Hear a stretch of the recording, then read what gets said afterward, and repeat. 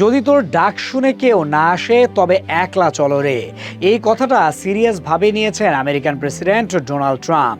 তবে তিনি আবিষ্কার করেছেন নিজের ভাষায়, যদি তোমায় কেউ পুরস্কার না দেয় তবে সেটার জন্যেই সেটা তৈরি করে নাও। অনেকদিন ধরেই তো নোবেল পাওয়ার জন্য ছটফট করছিলেন ডোনাল্ড ট্রাম্প। বারবার বিভিন্ন বক্তৃতায় তিনি বলেছেন পৃথিবীতে শান্তি ফিরিয়ে আনার জন্য কাজ করেছেন তিনি, আর সে কারণেই তিনি এবার শান্তিতে নোবেল পাওয়ার একমাত্র যোগ্য মানুষ। বলা যায় এই একটি পুরস্কার জয় করার জন্য কত কি না করেছেন তিনি, কিন্তু সব চেষ্টা চালিয়ে যাওয়া, বারবার নিজেকে নোবেল পুরস্কারের যোগ্য বলে দাবি করার পরেও শেষ পর্যন্ত মর্যাদার এই পুরস্কারটি গলায় ঝোলানোর ভাগ্য আর হয়ে ওঠেনি তার। তবে নোবেল কর্তৃপক্ষ তাকে পুরস্কার না দিলেও নিজের জন্যই যেন এবার নোবেলের ব্যবস্থা করেছেন তিনি। 2026 বিশ্বকাপের ড্র অনুষ্ঠানে যুক্তরাষ্ট্রের প্রেসিডেন্ট ডোনাল্ড ট্রাম্পকে ফিফার সদ্য চালু করা ফিফা পিস প্রাইজ বা শান্তি পুরস্কার প্রদান করা হয়েছে। ওয়াশিংটন ডিসিতে আয়োজিত অনুষ্ঠানে ফিফা সভাপতি জিয়ান্নি ইনফান্তিনো স্বয়ং তার হাতে এই বিশেষ সম্মাননা তুলে দেন।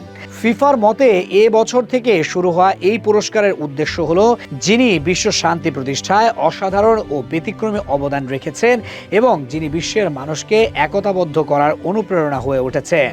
নতুন এই পুরস্কারের প্রথম প্রাপক হিসেবে ট্রাম্পের নাম যে অনেকটাই নিশ্চিত ছিল সেটি ফিফা তাদের ঘোষণার মাধ্যমেই স্পষ্ট করে দিয়েছে। বিশ্বকাপের ড্র অনুষ্ঠানে ইনফান্তিনোর পাশে ট্রাম্পের উপস্থিতি দেখেই অনেকেই অনুমান করেছিলেন ফিফার প্রথম শান্তি পুরস্কারটি এবার তার হাতে উঠতে যাচ্ছে। গত কয়েক মাসে ফিফা সভাপতির সঙ্গে ট্রাম্পকে একাধিকবার দেখা দেওয়ায় সেই ধারণা আরও জোরালো হয়েছিল। অবশেষে সেটি সত্যি হলো। শুক্রবার ওয়াশিংটন ডিসির John F Kennedy Center for the Performing আর্টসে আড়ম্বরপূর্ণ আয়োজনে ট্রাম্পের হাতে তুলে দেওয়া হয় একটি সোনালী ট্রফি, সঙ্গে একটি পদক এবং সম্মাননাপত্র। ইনফান্তিনোর হাত থেকেই তিনি গ্রহণ করেন এই বিশেষ স্বীকৃতি। পুরস্কার গ্রহণ করে ট্রাম্প বলেন, এটি আমার জীবনের অন্যতম বড় সম্মান। জিয়ান্নি ফুটবলের জন্য অবিশ্বাস্য কাজ করেছে। ফুটবল অথবা আমরা যাকে সকার বলি তার জনপ্রিয়তা এখন কল্পনার চেয়েও অনেক বেশি। এটা বুঝতে বাকি নেই এই পুরস্কারটি মূলত কেন চালু করা হয়েছে। বলা যেতে পারে শুধু ট্রাম্পের জন্যই এত কিছু। শান্তিতে নোবেল পাওয়ার জন্য তো আর কম চেষ্টা করলেন না তিনি।